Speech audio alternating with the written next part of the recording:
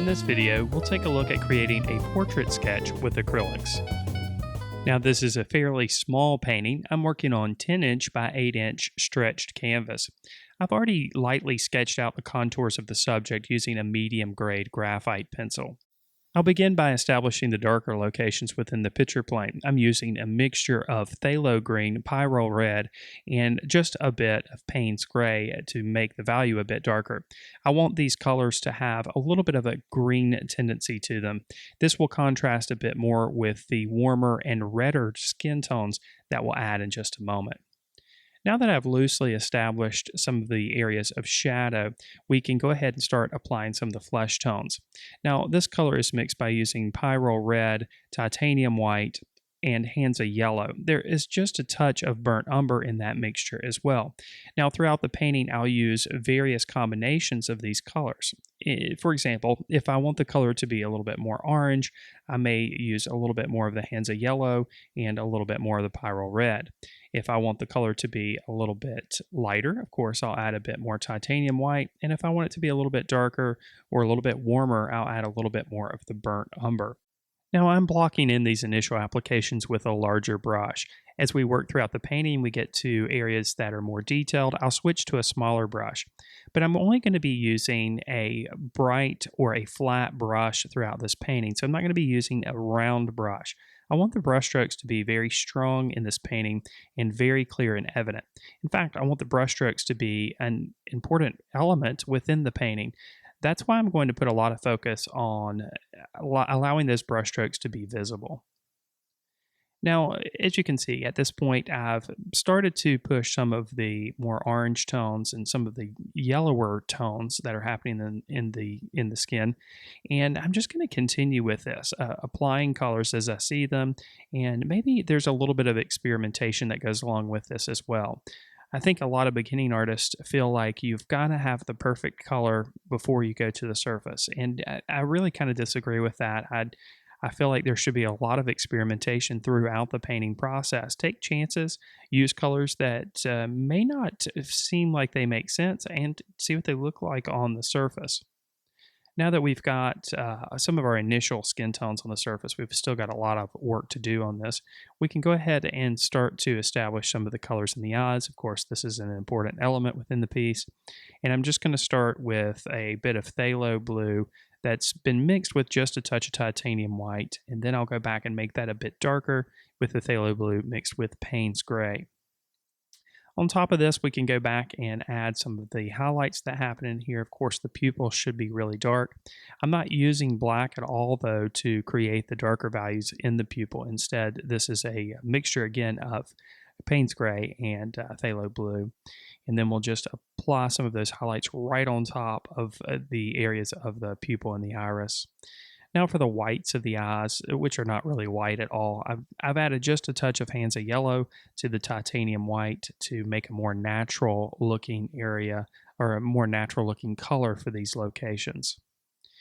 Now, there's all kinds of wrinkles and things that happen around the eyes, so I'm just going to use a variety of different skin tones. Again, this skin tone is mixed using Hansa yellow, titanium white, pyrrole red, and just a bit of burnt umber to make the color a little bit darker and a little bit warmer. So you can use a variety of different concentrations of these colors to produce all of the different skin tones that happen within the face. You know, some of these are going to be a little bit darker, some of them are going to be a little bit lighter, some of them are going to be lean a little bit to the browner side, so you'd use more burnt umber. Some of them are going to lean a little bit further to being a little bit more yellow, so you'd use a little bit more Hansa yellow. And you know, there's no real rules as far as what colors you should use, but I've always found that a good mixture of yellow, red, white, and brown typically makes a pretty good skin tone. Now, as you can see, I'm not just creating a big, vast area of one tone. Instead, I'm concentrating on building up the relationships between the different values and the different skin tones that happen on a face. A lot of times people ask, how do you mix a skin tone? Well, there's no real true answer to that because there's so much variety in the human face that you're going to be mixing lots of skin tones using various combinations of those colors. Now, there are a couple locations where I've got some magenta that's starting to show up, and I like to pop a few brushstrokes of magenta here and there. It makes the face feel a lot more natural, and of course, it adds a little bit more variety to the skin tone. We can see this on the nose and in a couple of areas around the eye. Now, I'm going to create just a little bit of a shadow under the eyelid on the right, and then we can continue working our way down the face here and we'll start to develop some of the shadows on the nose. Now, in this area with the nose, you're going to see I'm going to go through a lot of different variations of that area, and that's just all part of the experimentation process.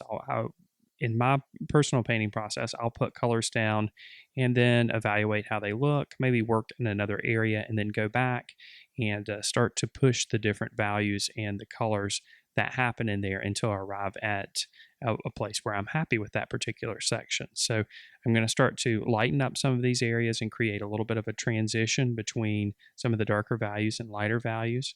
And you'll see this area goes through quite a bit of reworking as I'm trying to figure out exactly how I want the colors and the color temperature to behave in these areas. Now I'm going to add just a little bit of a purple color. Now this is the Pyro Red mixed with the Phthalo Blue with a bit of white and just a touch of Payne's Gray. And this will create somewhat of a cooler shadow, but here again you'll see that this goes through several different stages until I arrive at a color temperature that I'm happy with. I'm also going to experiment a little bit with some of the shadows that happen on the face. You can see I cool it down here and then warm it right back up with a little bit more orange and brown in the mixture. I think it's important to understand that whenever you're creating a painting, and you have the freedom to cover up what you've already put down. Now, of course, you don't have quite as much freedom when you're working with a medium like watercolor, but of course, this is acrylic. We can cover right over the top of an area that we've put color down. So I would encourage you to always experiment and, like I said before, try different colors and see what happens, see what works for you, and don't be afraid to be a bit bold and take chances. Now, earlier on, I mentioned that I wanted the brushstrokes to be an important element in the painting. You can use acrylics in a way that the brushstrokes are almost hard to find. In fact, if you start with an underpainting that's created in a monochromatic, perhaps gray, and layer colors on top of it in glazes, you can almost get to the point where you don't see any brushstrokes at all. With this painting, I'm taking an opposite approach. I want the brushstrokes to be very clear and very evident, so I'm trying to make more deliberate brushstrokes as I'm adding the colors, and I'm allowing them to sit there without much blending or transition areas. So at this point in the painting, it's a process of going back to your reference material, whether that's a subject that's sitting in front of you or whether that's a photo reference, finding bits of information as far as the color temperature and the color value go, mixing up that color on your palette, and then applying it to the surface. Don't overthink things as you go. Be a little bit bold as you're making your marks. And remember always, when you're using a medium like acrylic, we can go right over the top of what we've put down if we don't find it to be working with the painting. Now, since we're concentrating on allowing those brush strokes to be very strong and clear, I'm concentrating on creating shapes of colors and values that are observed from the subject as I apply them to the surface. So I'm trying to allow these brush strokes to be very strong and pretty heavy with the application of the paint. Now I'm going to work on transitioning that area from the darkest darks on the left side of the face to the light values that happen. And since our subject is in strong light, that transition is going to happen very quickly. So it's a little bit tricky to create a transition zone that happens in between, but I'm finding here that a darker brown, almost an orange, is working to create a nice transition. Then over the top of the midtones that we've already established on the side of the face, I can go ahead and start creating some of the lighter values and highlights that happen. And as I do so, I'm leaving spaces in between, and these will create the illusion of subtle wrinkles that happen on the face. I'm also trying to keep the application fairly consistent. So I'm trying to allow my strokes to be very similar to the ones that I've made around the eyes and the nose. Since I'm working each section as I go, it's it would be very easy to create some inconsistencies in the application of the paint and the colors that are used. So I keep referring back to the areas that I've already addressed and maybe pull in additional colors. Like here, we'll pull in a little bit more of that magenta in areas just to keep some consistency and make sure that the piece is overall harmonized. We'll continue working down to the area just underneath the nose and right above the lips. Again, I'm going to create a lot of different colors in this section initially as I experiment and try to find the right color temperature and the right color values for this location. So I'm applying a bit of purple, and this is mixed with a little bit of Payne's Gray to make it a little bit more of a neutral purple. It still has the red and the blue, which is very clear in it, but it is neutralized just a bit. And I'll also work on that transition area just underneath the nose to find the right combination of colors to kind of create that transition and make it convincing. Now, I'll go back to what I mentioned before about experimenting. Since we have so much freedom with acrylic paint, whereas we can cover over areas that we've already applied colors if they're not working for the painting, experimentation is very important. It's almost like if you think of working with clay. If you have a big ball of clay, initially it's not anything, but the more you mold it, the more you work around with it, it slowly starts to form whatever you're creating. And of course, you can always change it while the clay is still wet. And the same is true for an acrylic painting. We can experiment and try different things out. And in the process, we're almost forming the painting just like we were with the clay ball, so to speak. So I'll continue to experiment with some of the colors and values that happen around the mouth. Some of these colors are a little bit cooler and some are a little bit warmer. And a lot of these are going to be covered up with highlights and shadows and other various applications of color as I go throughout the painting. What's important to note here is don't overthink what you're doing as you're applying the colors. Let it be intuitive. Find a color, mix it quickly, and then apply it to the surface. Of course, by applying additional colors over the top, you'll alter the color that's underneath, and in some areas, that color underneath will show through what you apply over the top, adding a bit more depth to the color. Now, this older fellow has a goatee or it has a mustache and a beard. So we've applied a bit of titanium white initially, and then I've gone back with a little bit of Payne's Gray to create some of the shadowed areas.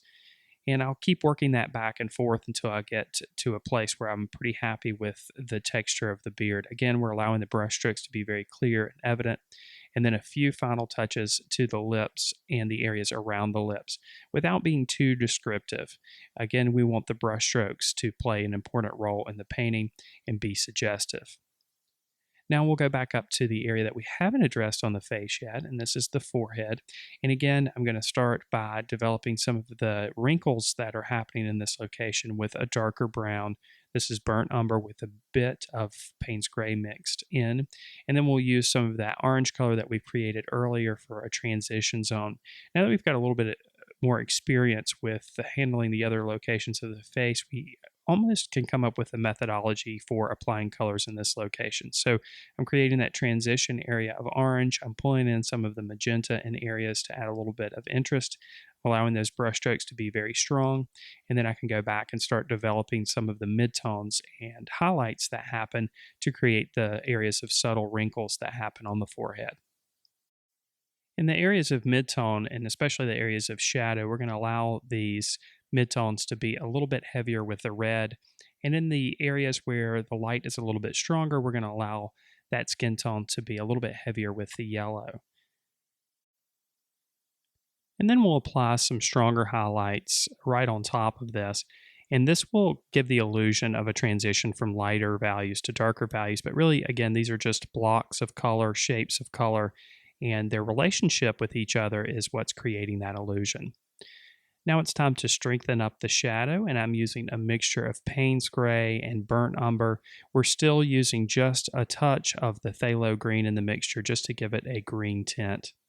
And once this area is dry, I'm going to go back over the top with just an indication of some hair that's happening on the side that's barely visible in the area of shadow. And this, again, is with the Payne's Gray and just a touch of titanium white. We want these strokes to be very, very subtle in this location. We'll also apply another application of the darker value on the right side, and while we do so, we can clean up the edge of the face there with the flat side of the brush.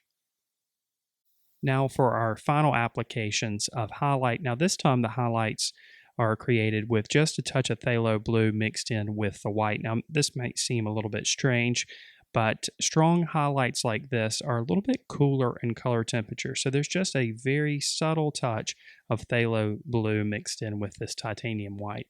And then we'll clean up the eyelid on the right side of the face. And now our acrylic portrait sketch is complete.